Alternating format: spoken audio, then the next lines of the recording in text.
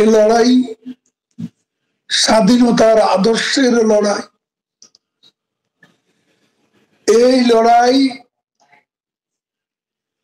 বাঙালি জাতির আবহমান কালের ঐতিহ্য, ইতিহাস, সংস্কৃতিকে পুনরুজ্জীবনের আহ্বান এখানে নিহিত। আমরা আরো কঠিন প্রোগ্রামে যাব। দমন নিপীড়ন অনেক হয়েছে, আমরা দমন নিপীড়নে ভয় পাই না। বঙ্গবন্ধুর ভাষায় বলতে চাই, আমরা যখন মৃত্যুকে জয় করতে, ভয়কে জয় করতে শিখেছি, তখন কোন শক্তি আমাদের দাবাইয়া রাখতে পারবে না। আমাদের নতুন করে হারানোর কিছু নেই। সারা বাংলাদেশে আমাদের নেতা কর্মীদের বাড়ি ঘর, ব্যবসা প্রতিষ্ঠান সবকিছুই ধ্বংস হয়ে গেছে। মব সন্ত্রাস আমাদের লক্ষ লক্ষ পরিবারকে নিঃস্ব করে দিয়েছে। আজ আমাদের কর্মীরা, তাদের থাকার জায়গা নেই, তাদের খাওয়ার ব্যবস্থা নেই। আজ এখানে তো কাল ওখানে। ঘর হারিয়ে, নিজেদের ঠিকানা হারিয়ে আজ বঙ্গবন্ধু কন্যা শেখ হাসিনার ডাকে আমাদের তৃণমূলের কর্মীরা আজ মরণপণ যুদ্ধে লিপ্ত হয়েছে। সবই তো গেছে, ধ্বংস করে দিয়েছে। বাংলাদেশে ঢাকা সহ কোথাও আমাদের দলীয় অফিস নেই বললেই চলে, সব ধ্বংস হয়ে গেছে। ভাঙচুর, লুটপাট, আমাদের অসংখ্য কর্মী মব সন্ত্রাসে দুনিয়া থেকে বিদায় নিয়েছে। লক্ষ লক্ষ নেতা কর্মী, আমাদের মন্ত্রী এমপি সহ অসংখ্য নেতা কর্মী কারাগারে মানবেতর জীবন যাপন করছে। তাই আমরা আজ শপথ নিয়েছি, বিজয় ছিনিয়ে আনতে হবে। স্ফুলিঙ্গ থেকে প্রতিরোধের দাবানল ছড়িয়ে বিজয় ছিনিয়ে আনতে হবে। এবং এই প্রতিজ্ঞা, এই শপথে আমরা যতক্ষণ না এই অবৈধ দখলদার সরকারকে উৎখাত করে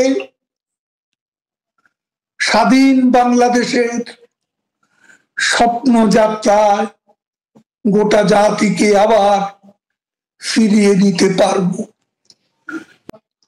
আমাদের নেত্রী বাংলাদেশের জনগণের আশা আকাঙ্ক্ষার প্রতি শেখ হাসিনাকে স্বমহিমায় স্বদেশ প্রত্যাবর্তন নিশ্চিত করতে পারব, ততদিন পর্যন্ত আমাদের সংগ্রাম চলবে। আমরা সর্বশেষ চূড়ান্ত পর্যায়ে আমরা লং মার্চ টু যমুনা এই কর্মসূচি নিয়ে আমাদের নেত্রী যখন ডাক দেবেন, আওয়ামী লীগ একটা পরিবার, এই পরিবারের অভিভাবক আমাদের নেত্রী বঙ্গবন্ধু কন্যা শেখ হাসিনা এখনো বেঁচে আছে। প্রতিদিনই তিনি বাংলাদেশের কোনো না কোনো জেলা উপজেলার সাথে বিভিন্ন গ্রুপে যুক্ত হচ্ছেন, কর্মীদের খোঁজখবর নিচ্ছেন। প্রতিদিনই যারা অত্যাচারিত হচ্ছে, গ্রেপ্তার হচ্ছে, তাদের তালিকা বিভিন্ন নেটওয়ার্কে আমাদের কাছে চলে আসছে, আমাদের নেত্রীর কাছে পৌঁছে গেছে। আমরা এখন যেখানে আছি, যে অবস্থায় আছি, আমাদের যতটুকু সাধ্য তা দিয়ে আমাদের সেই জেলে যে কর্মীরা আছে তাদের খোঁজ খবর নেওয়া হচ্ছে এবং তাদের আইনি সহায়তা দেওয়ার সর্বাত্মক চেষ্টা আমাদের মধ্যে আছে। পরিস্থিতির মধ্যে, পরিবেশের মধ্যে একত্রিত করা এটাও খুব ডিফিকাল্ট টাস্ক ছিল। তবে আমরা আমাদের নেত্রীর নির্দেশনা, আমাদের যাবতীয় খামতি বা আমাদের ডিফিসিয়েন্সি, যে ঘাটতি, সেগুলো পূরণের জন্য যথাসাধ্য চেষ্টা চালিয়ে যাচ্ছি। সম্মানিত উপস্থিতিবৃন্দ, ১.৫ দশকের ফ্যাসিবাদী চক্রের কবল থেকে দেশকে মুক্ত করতে গিয়েও অসংখ্য অগণিত মানুষ জীবন দিয়েছেন। মাত্র সেদিনের কথা, শুধুমাত্র জুলাই আগস্টেই শহীদ হয়েছেন ১৫০০-এরও বেশি মানুষ। ফ্যাসিবাদ পতনের আন্দোলনে ছাত্র, জনতা, নারী, পুরুষ, কৃষক, শ্রমিক, সকল শ্রেণী পেশার মানুষ কেন রাজপথে সেদিন নেমে এসেছিলেন? আমাদের জানা থাকা দরকার, জনগণ কিন্তু রাষ্ট্র এবং রাজনীতিতে নিজেদের অধিকার প্রতিষ্ঠার জন্যই সেদিন রাজপথে নেমে এসেছিলেন। একজন রাজনৈতিক কর্মী হিসাবে আমি মনে করি, অবশ্যই কোন একটি নির্দিষ্ট রাজনৈতিক দল বা গোষ্ঠীর অধিকার প্রতিষ্ঠা কিংবা রাজনৈতিক দর কষাকষির করার সুযোগ সৃষ্টি করে দেওয়ার জন্য হাজারো লাখো মানুষ রাজপথে জীবন বিলিয়ে দেয়নি। সম্মানিত উপস্থিতিবৃন্দ, জনগণের অধিকার প্রতিষ্ঠার জন্য জনগণের সরাসরি ভোটে জনগণের কাছে জবাবদিহিমূলক সরকার প্রতিষ্ঠার ক্ষেত্র যখন প্রস্তুত হচ্ছে, আমরা খেয়াল করে দেখছি তখন কয়েকটি রাজনৈতিক দল অন্তর্বর্তীকালীন সরকারের দুর্বলতার সুযোগ নিয়ে কার্যত গণতান্ত্রিক আমি জনগণের রাজনৈতিক অধিকার প্রতিষ্ঠার বিরুদ্ধেই মনে হয় অবস্থান নিচ্ছে বা নিয়েছে। আমি একজন রাজনৈতিক কর্মী হিসাবে আমার দলের পক্ষ থেকে আবারও ফ্যাসিবাদ বিরোধী আন্দোলনের সহযোগীদের, এখানে সেই সহযোগীদের, আমাদের আন্দোলনের রাজপথের বহু সহযোগী আজ উপস্থিত আছেন, সেই সহযোগীদের দৃষ্টি আকর্ষণ করে বলতে চাই, বর্তমান দুর্বল অন্তর্বর্তীকালীন সরকারকে হুমকি ধুমকি না দিয়ে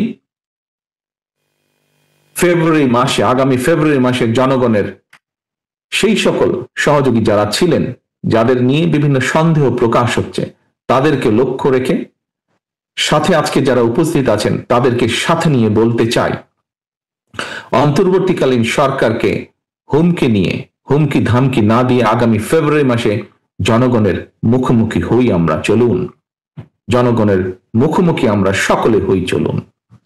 আমাদের প্রতিটি রাজনৈতিক দলের মনে হয় একটি কথা গুরুত্ব সহকারে মনে রাখা প্রয়োজন। নিজ নিজ দলীয় সমর্থক নেতাকর্মীদের বাইরে কিন্তু অরাজনৈতিক কিংবা নির্দলীয় এক বিশাল সংখ্যক জনগোষ্ঠী রয়ে গিয়েছে। এই লাখো কোটি অরাজনৈতিক কিংবা নির্দলীয় জনগোষ্ঠীর প্রত্যাশা বাস্তবায়নের দিকে নজর দেওয়া রাজনৈতিক দলের প্রতিনিধি হিসাবে আমাদের প্রত্যেকের অত্যন্ত পবিত্র এবং গুরুত্বপূর্ণ দায়িত্ব বলে একজন রাজনৈতিক কর্মী হিসাবে আমি দৃঢ়ভাবে বিশ্বাস করি।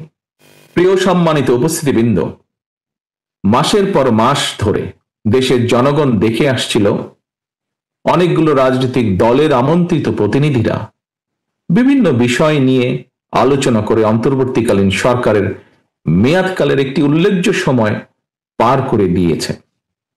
কিন্তু এইসব আলোচনায় অরাজনৈতিক কিংবা নির্দলীয় সেই যে বিশাল জনগোষ্ঠীর কথা আপনাদের সামনে আমি উল্লেখ করলাম, সেই জনগোষ্ঠীর নিত্যদিনের স্বার্থ সংশ্লিষ্ট বিষয়গুলো কতটুকু বা কি আলোচিত হয়েছে, এটি বোধহয় একটি বিশাল প্রশ্ন।